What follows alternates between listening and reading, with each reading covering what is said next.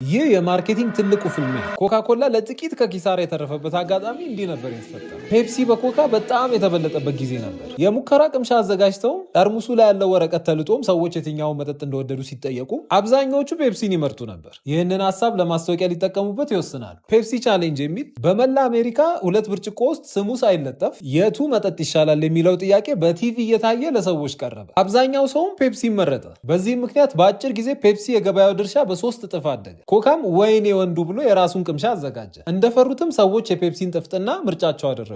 ወዲያውም አዲሱ ኮካ ብለው 99 ዓመታትን ያልተቀየረውን ጣዕም ሊቀይሩ ወሰኑ። በዚህ ውሳኔ ግን የኮካ ጠጪዎች ቁጣ ገነፈለ። በየቀኑም 10,000 ሰዎች ወደ ቢሮቸው እየደወሉ ሮሮ ማሰማት ጀመሩ። ጭራሽ ብሎም አንድ ግለሰብ የድሮ ኮካ አፍቃሪዎች ማህበር ብሎ ከኪሱ $100,000 መድቦ አድማስ ጀመረ። 79 ቀናት ከፈጀ ነውጥም በኋላ ኮካ በሰበር ዜና ወደ ቀድሞ ምርቱ ኮካ-ኮላ ክላሲክ እንደተመለሰ ተነገረ። ደንበኞቻቸው ምረት አድርገውላቸው ኮካ-ኮላ ክላሲክ እንደ ጉድ ተቸበቸበ።